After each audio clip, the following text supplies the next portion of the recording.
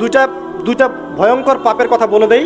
এই দুইটা পাপে যারা আসক্ত হয়ে আছে তারা তওবা করে ফিরে আসলে পরেও সারা জীবন তাদেরকে এটা সাফার করতে হবে। কথা বুঝতে পারছেন না? তওবা করে ফিরে এসেছেন মনে করেন, তারপরেও আপনাকে সারা জীবন এই পাপের ফলটা ভোগ করতে হবে।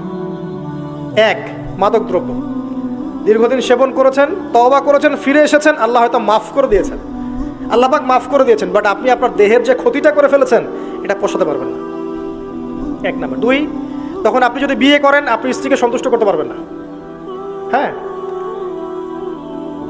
দুই নাম্বার হচ্ছে এই যে গোপনে যুবকরা যে পাপটা করে, মাস্টারবেশন, যেটাকে আমরা বলি হস্তমৈথুন, এই পাপ যেসব যুবকরা করছে বা করে, এবং অ্যাভেলেবেল এই পাপটা সবাই করে, কারণ এখন পর্নের যুগ, পর্ন দেখলে তো আর কোনো উপায় নাই, তখন তো এই পথেই যেতে হচ্ছে, নিজের উপরে নিজেকে জুলুম করতে হচ্ছে।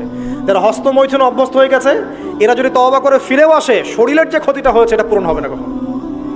এখানে আপনার দেহের ক্ষতি, আপনার মস্তিষ্কের ক্ষতি, আপনার পরিবারের ক্ষতি, এমন আপনি যদি পরবর্তীতে গিয়ে পরিবার গঠন করতে চান আপনি সুখী পরিবারও গঠন করতে পারবেন না, কারণ ভিতর থেকে আপনি নিজেকে শেষ করে ফেলেছেন। গোপন পাপে লিপ্ত হবেন না। আপনি যৌবনকে ধরে রাখেন, ইনশাল্লাহ দেখবেন আপনি সারা জীবন এনজয় করতে পারবেন ইনশাল্লাহ। কিন্তু যদি এখন নিজেকে শেষ করে ফেলেন, এখন নিজেকে শেষ করে ফেললে আপনি বিয়ে করলে পরেও দেখবেন আপনি পস্তাচ্ছেন। ওই যে কলিকাতা হারবালে যেতে হবে, তখন মডার্ন হারবালে দৌড় দিতে হবে। আর সব হারবাল টারবাল খেয়ে লাভ হয় না। কারণ কি? কারণ আল্লাহ প্রদত্ত যে নেয়ামত সেটা আপনি নষ্ট করে ফেলেছেন, এখন এইটা আর আপনি ক্ষতিপূরণ দিতে পারবেন না। অতএব জীবনটাকে সিরিয়াসলি নেন। দেখেন, আমার মতো বয়সে, আমার চেয়ে প্রায় 10 বছর বয়স আগেই তারেক বিন জিয়াদ স্পেন জয় করেছিল। আমার যে বয়স এখন চলছে 30 পার হয়ে গেছে, এর চেয়ে আরও প্রায় 10 বছর আগে মুহাম্মদ বিন কাসিম এই সিন্ধু জয় করেছিল। এখন যে ইসলাম আপনি ভোগ করছেন এটা তাদের ফল, তাদের এই জিহাদের ফল। তো এখন আমাদের এই যে 20 বছর 30 বছরের যুব সমাজের দিকে তাকায় দেখেন, একবার তাকায় দেখেন, চেহারাগুলো একটু দেখেন, চেহারা দেখেন, এক একটা চেহারা দেখেন, চেহারায় নূর নাই, নষ্ট হয়ে গেছে, নামাজ নাই, চোখগুলো বসে যাচ্ছে, কারণ সারা রাত জেগে থাকছে। ওই যে টিকটক টিকটক টিকটক সারা রাত, হ্যাঁ সারা রাত ফোনে, সারা রাত গল্পগুজব। রাত্রেবেলা দেখবেন, রাত্রেবেলা শহর যেন জীবিত হচ্ছে, রাত্রেবেলা ক্যারাম খেলে, রাত্রে লুডো খেলে, রাত্রে এটা করে, রাত্রে সে, সারাদিন ঘুম, সারাটা দিন ঘুম। আপনি কি জানেন সারা রাত কে জেগে থাকে, সারাদিন কে, সারা রাত কে ঘুমায় আর সারা দিন কে জেগে থাকে? সারা রাত জেগে থাকে কুকুর এবং সারাদিন ঘুমায় কুকুর। আর দেখবেন আপনি বিড়ালকে দেখবেন, ও কিন্তু রাত্রে ঘুম এবং দিনের বেলা সে অ্যাক্টিভ। পাখিকে দেখবেন, পাখি সন্ধ্যা হলো একদম ঘরে, যেই সূর্য ডুববে পাখি একদম ঘরে, দেখেন না, পাখি ঘরে। আর যেই ফজর হবে পাখি বের হয়ে গেল।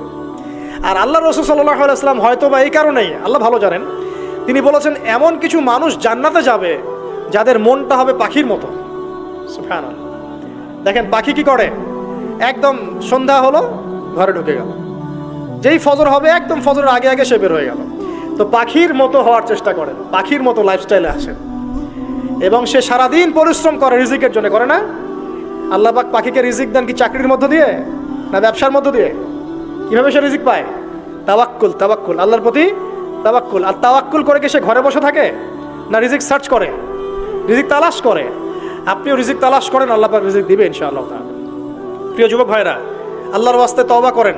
যারা যারা মাদকদ্রব্যের সাথে সংশ্লিষ্ট আছেন বা থাকার সম্ভাবনাও ছিল, এর ধার কাছেও যাবেন না, ওয়াদা করছেন তো? এবং গোপন পাপে লিপ্ত হবেন না। মুসলিম তরুণ যুবকদেরকে উদ্দেশ্যে বলছি যে আপনারা কায়িক পরিশ্রম করেন, কায়িক পরিশ্রম করেন, 5 ওয়াক্ত সালাতটা আল্লাহর ওয়াস্তে নামাজে মসজিদে এসে পড়েন। বেশি কিছু করতে বলছি না ভাই, আমার কথা শোনেন, বেশি কিছু করতে বলছি না। আল্লাহর ওয়াস্তে 5 ওয়াক্ত নামাজটা মসজিদে পড়েন, পারবেন না? আচ্ছা, ডেইলি 10টা পৃষ্ঠা করে কোরআন তেলাওয়াত করেন, পারবেন? আল্লাহ তৌফিক দান করুন। ডেইলি 2-4 টাকা করে সদকা করেন, পারবেন? আচ্ছা, প্রত্যেক দিন কিছু দাওয়াতি কাজ করেন, আমর বিল মারুফ, সৎ কাজের আদেশ করবেন, নাহি আনিল মুনকার, অসৎ কাজে নিষেধ করবেন, পারা যাবে ইনশাআল্লাহ। আপনি হালাল রিজিকের একটা সন্ধান খোঁজার চেষ্টা করেন, পারবেন ইনশাআল্লাহ। পড়াশোনায় নিজেকে ব্যস্ত রাখেন, লেখাপড়ায় নিজেকে ব্যস্ত রাখেন। যদি এর পাশে আপনি সময় পান, আমি বলবো আপনি খেলাধুলা করেন। যদি সময় কিছু বের করতে পারেন, কায়িক কিছু পরিশ্রম করেন, প্রয়োজনে কিছু কসরত করেন, জিম করেন, খেলাধুলা করেন। তারপরেও পর্নে যায় না, তারপরেও গার্লফ্রেন্ডের পিছনে সময় নষ্ট করেন না, তারপরেও যে টিকটক, ফেসবুক, ইউটিউব নিয়ে পড়ে থাকেন না। ওগুলোর চেয়ে খেলাধুলা করা অনেক ভালো আছে। অ্যাটলিস্ট আপনি ফিজিক্যালি ফিট থাকবেন।